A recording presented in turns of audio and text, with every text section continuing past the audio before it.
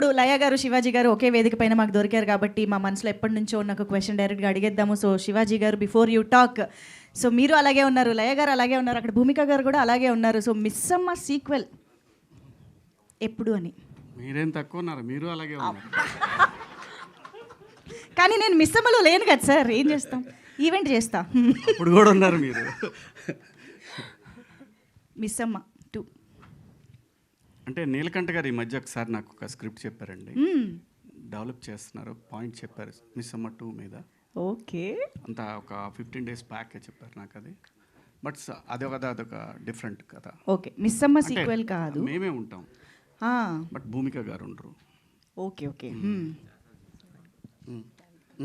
మీ దాకా వచ్చిందా లయ గారు న్యూస్? అంటే ఐ హర్డ్. ఓకే, బట్ అదే ఈ మధ్య just 1 week back 10 days back చెప్పారు. అయితే త్వరలోనే పట్టాలెక్కాలని మనస్ఫూర్తిగా కోరుకుంటూ థ్యాంక్ యూ సో మచ్.